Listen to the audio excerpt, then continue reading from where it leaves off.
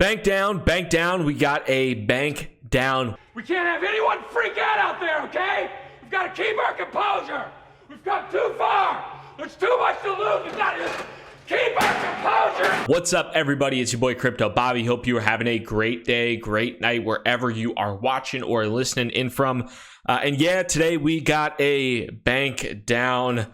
Long Bitcoin, short the bankers is in full play today with Wells Fargo.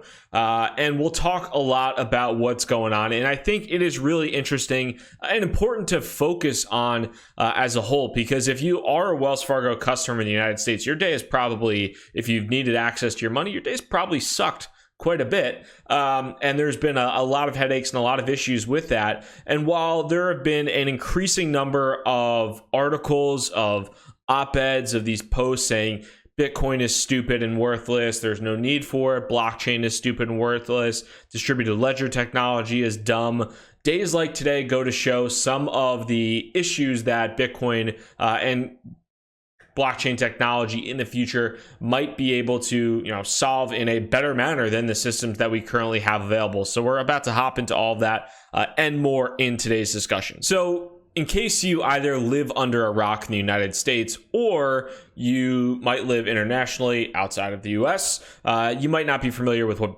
Wells Fargo is. It is a $225 billion bank by market capitalization, one of the larger financial institutions and at least consumer banks in the United States for sure.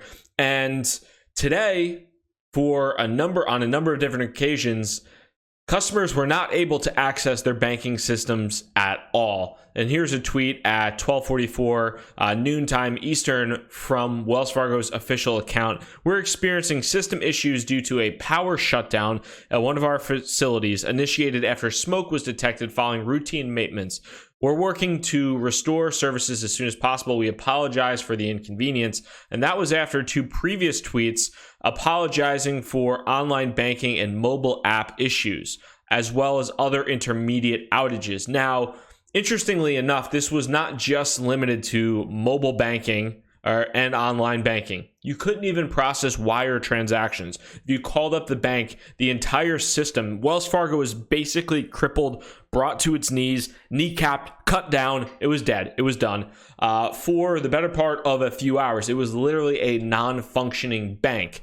And the Twitter makes it a little bit cryptic, but there's something interesting here, and this kind of corroborates with it. But here's a Reddit post where somebody said, anybody know what the hell is happening with Wells Fargo? It's down, declining transactions, no access to the web portal. And somebody created a throwaway account 4 hours ago, and this was prior to the tweet from Wells Fargo confirming this essentially. But fire suppression went off in one of the main data centers from utility work this morning. No power to any of the network or compute equipment, and the failovers did not work as expected. And then kind of continue to elaborate on that. But really, one data center, one maintenance issue in a data center brought a $225 billion global bank down and ceased it to function for a number of hours, which is pretty incredible to think about.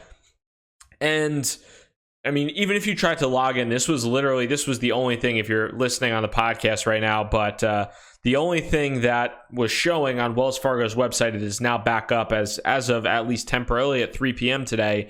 But if you were to go on to Wells Fargo's website, the thing that first hits you is we're experiencing some technical difficulties. You can still access your accounts through here, but a number of our web pages are temporarily unavailable. It was pretty incredible to watch and to see. So now there's naturally a lot of commentary today around, Bitcoin never shuts down. Bitcoin has always functioned. This can't happen with Bitcoin. This can't happen with a lot of other cryptocurrencies, yada, yada, yada.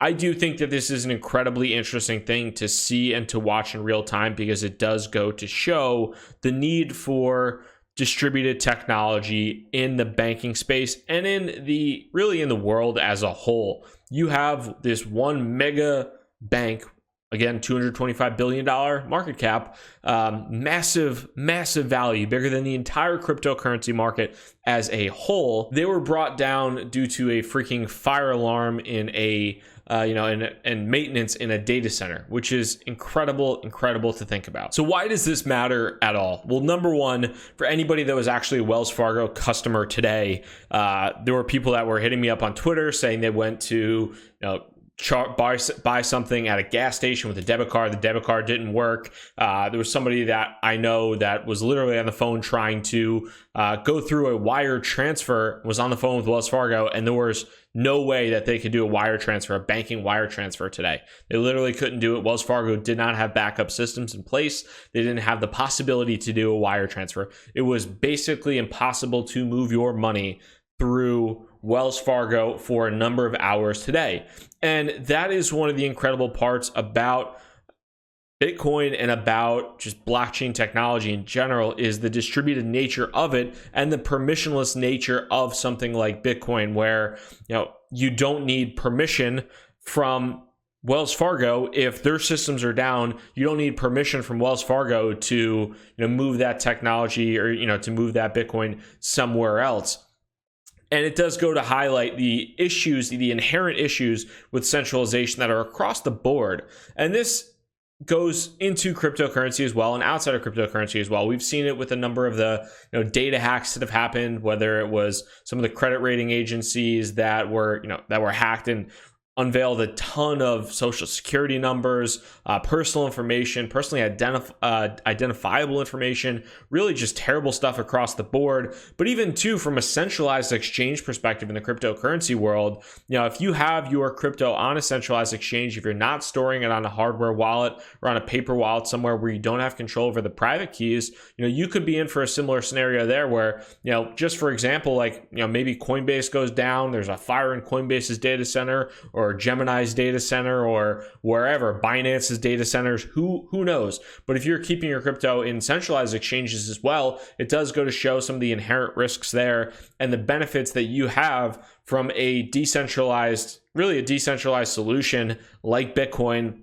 that if you control your private keys, you can transfer that money without restrictions, without needing permission from somebody, without needing somebody else to maintain your infrastructure for you. So I just wanted to pop on today and kind of give my 2 cents on this, because I do think it's an important thing to highlight. And it's kind of one of those, especially if you're somebody who is personally affected by this today, or know somebody who's personally affected by it today. It's kind of one of those light bulb aha moments where you're like, I'm kind of losing faith a little bit in Bitcoin. I'm losing faith in blockchain technology. I think, maybe this was just all hype. This is bullshit. This does go to show, in my opinion, the continued need for this technology to advance and to improve in the future because of the inherent issues with centralization.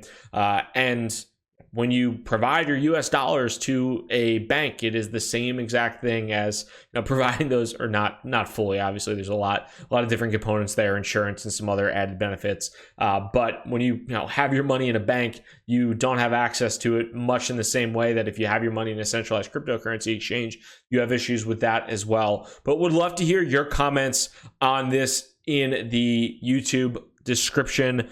And if you are listening on the podcast, would love for you to reach out. If you guys did have any issues with this today, would love to hear from you there as well. Thank you so much for your time. If you enjoyed this video, hit that thumbs up button, hit that like button.